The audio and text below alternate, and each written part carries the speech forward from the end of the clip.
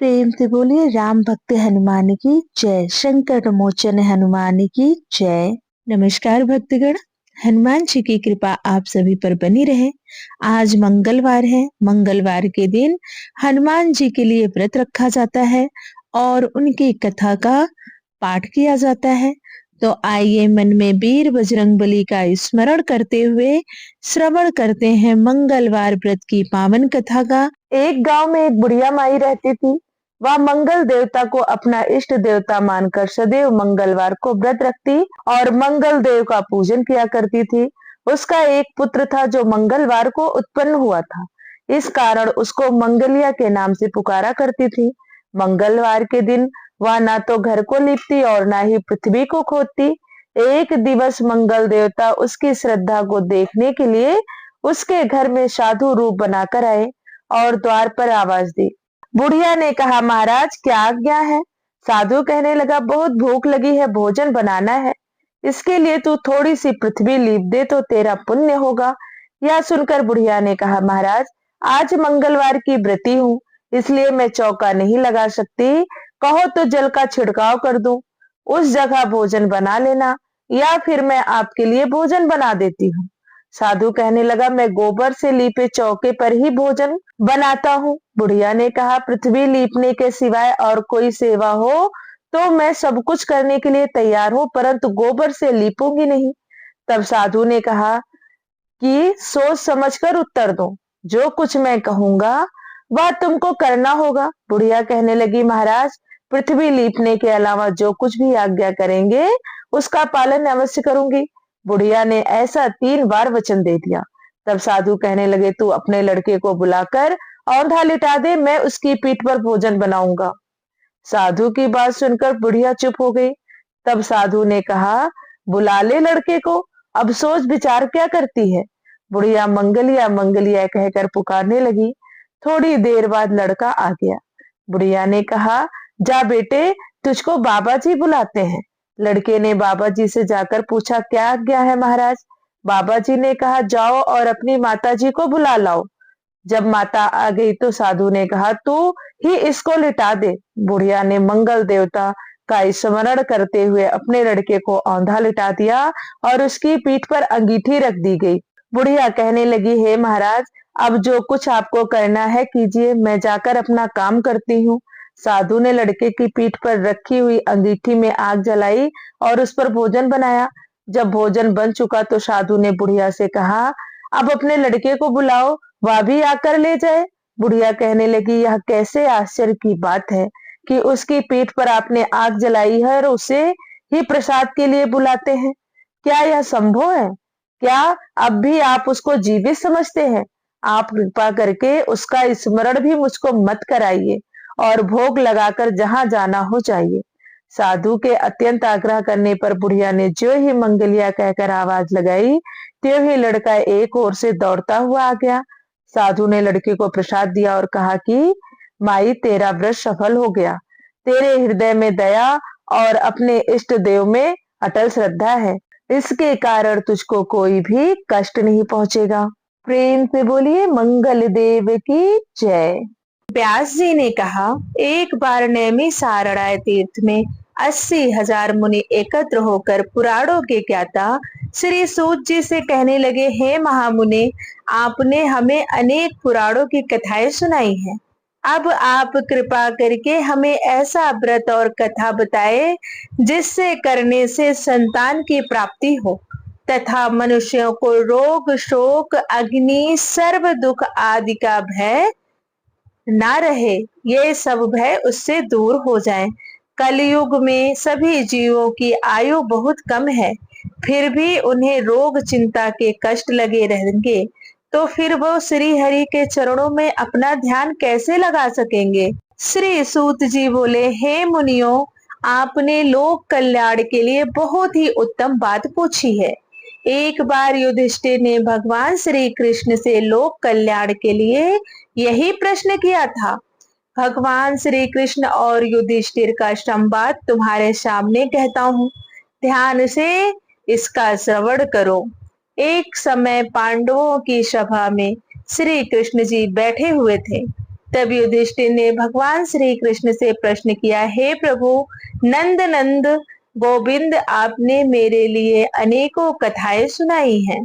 आज आप कृपा करके ऐसा व्रत या कथा सुनाएं जिसके करने से मनुष्य को रोग चिंता का भय समाप्त हो और उसको पुत्र की प्राप्ति हो। हे प्रभु, बिना पुत्र के जीवन व्यर्थ है, पुत्र के बिना मनुष्य नरकगामी होता है। हे केशव, पुत्र के बिना मनुष्य पितृ ऋण से छुटकारा नहीं पा सकता और न ही उसका पुण्यांग नामक नरक से उद्धार होगा। अतः पुत्रदायक व्रत के बारे में कृपया करके हमें बतलाइए। श्री कृष्ण भगवान बोले, हे राजन, मैं एक प्राचीन इतिहास सुनाता हूँ, आप उसे ध्यान पूर्वक सुनो। कुंडलपुर नामक एक नगर था, उसमें नंद नामक एक ब्राह्मण रहता था। भगवान की कृपा से उसके पास सब कुछ था, फिर भी वह दुखी था। इसका कारण यह था कि ब्राह्मण की स्त्री सुनंदा को कोई संतान नहीं थी। सुनंदा पतिव्रता थी, भक्ति पूर्वक श्री हनुमान जी की आराधना करती थी। मंगलवार के दिन व्रत करके अंत में भोजन बना कर हनुमान जी का भोग लगाने के बाद स्वयं भोजन करती थी। एक बार मंगलवार के दिन ब्राह्मणी गृह कार्य की अधिकता के कारण हनुमान जी को भोग न लगा सकी, तो इस पर उसे बहुत दुख हुआ। उसने कुछ भी नहीं खाया और अपने मन में प्रण किया कि अब तो अगले मंगलवार को ही हनुमान जी का भोग लगाकर अन्न जल ग्रहण करूंगी। ब्राह्मणी सुनंदा प्रतिदिन भोजन बनाती, श्रद्धा पूर्वक पति को खिलाती, परंतु स्वयं भोजन नहीं करती और मन ही मन हनुमान जी की आराधना करती थी। इसी प्रकार 6 दिन गुजर गए और ब्राह्मणी सुनंदा अपने निश्चय के अनुसार भूखी प्यासी निराहार रही।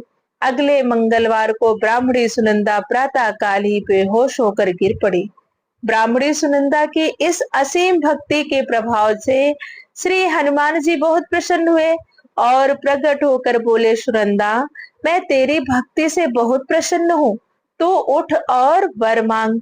सुनंदा अपने आराध्य देव श्री हनुमान जी को देखकर आनंद की अधिकता से विह्वल हो श्री हनुमान जी के चरणों में गिरकर बोली, हे प्रभु, मेरी कोई संतान नहीं है, कृपा करके मुझे संतान प्राप्ति का आशीर्वाद दें, आपकी यदि कृपा होगी।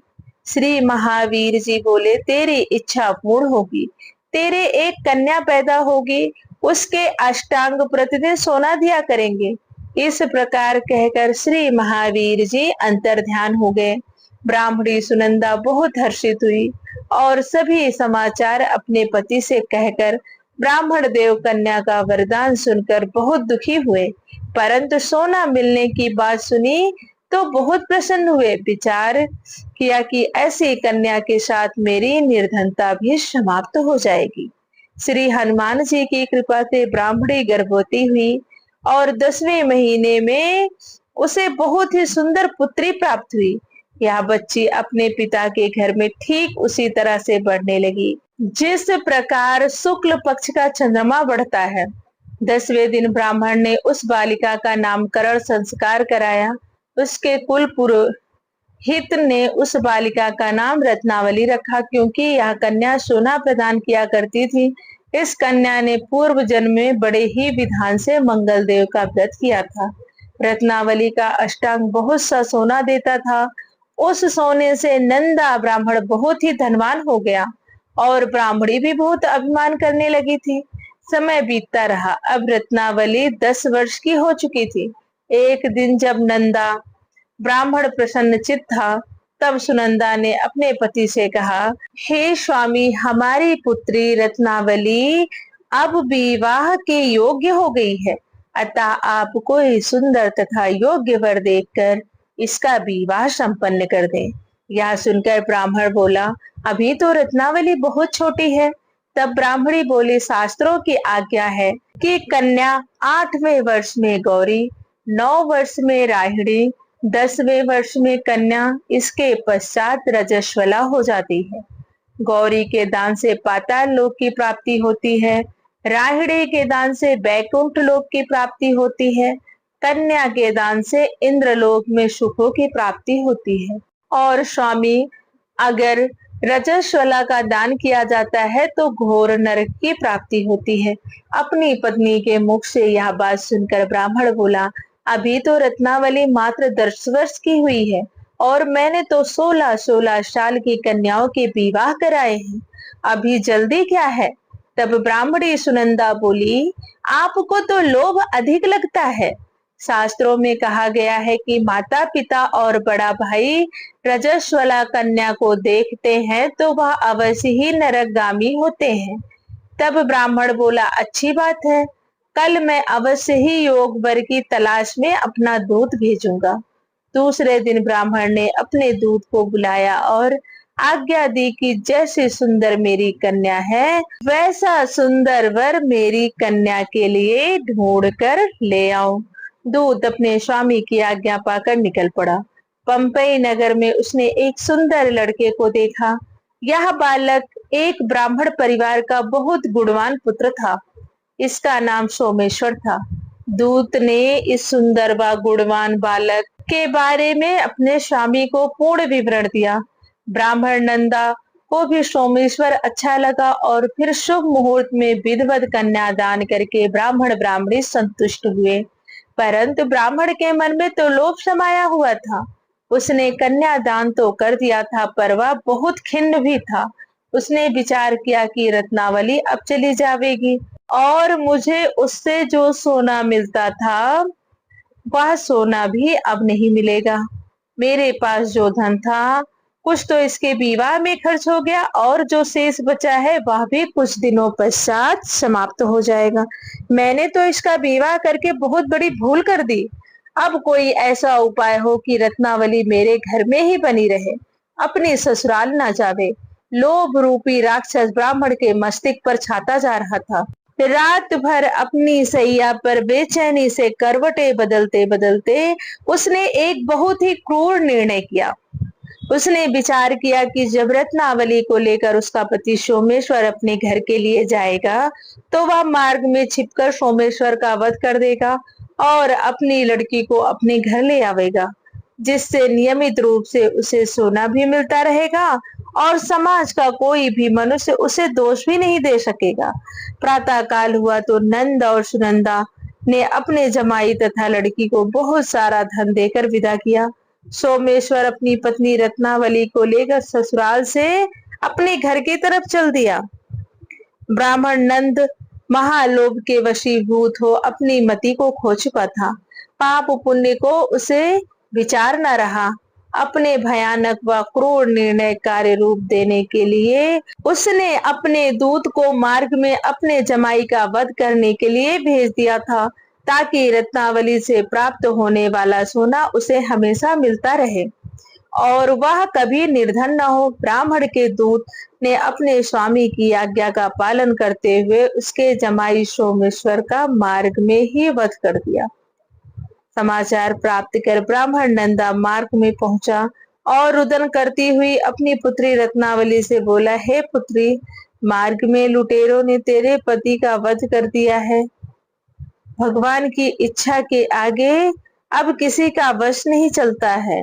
अब तू घर चल, वहां पर ही रहकर शेष जीवन व्यतीत करना, जो भाग्य में लिखा है वही होगा। अपने पति की अकाल मृत्यु से रत्नावली बहुत दुखी हुई।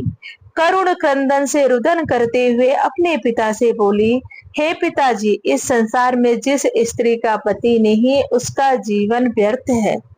अपने पति के साथ ही अपने शरीर को जला दूंगी और सती होकर इस जन्म को माता पिता के नाम को तथा सास ससुर के यश को सार्थक करूंगी। ब्राह्मण नंदा अपनी पुत्री रत्नावली के वचनों को सुनकर बहुत दुखी हुआ और मन में विचार करने लगा, मैंने व्यर्थ ही जमाई का वध कर पाप अपने सिर लिया। रत्नावली तो उसके पीछे अपने प्राण देने को तैयार है। मेरा तो दोनों तरफ से मरण हो गया। धन तो अब मिलेगा नहीं। जमाई वध के पाप के फलस्वरूप यम यातना भी भुगतनी पड़ेगी। यह सोचकर वह बहुत खिन्न हुआ। सोमेश्वर की चिता बनाई गई। रत्नावली सती होने की इच्छा से अपने पति का सिर अपनी गोद में रखकर चिंता में बैठ गई। जैसे ही सोमेश्वर की चिता को अग्नि लगाई गई, वैसे ही प्रसन्न हो मंगल देव वहां प्रकट हुए और बोले, हे रत्नावली, मैं तेरी भक्ति भाव से बहुत प्रसन्न हूँ, तो वर मांग। मंगल देव बोले, रत्नावली, तेरा पति अजर अमर है, यह महाविद्वान भी होगा, और इसके अतिरिक्त तेरी जो इच्छा हो वह वर मांगो।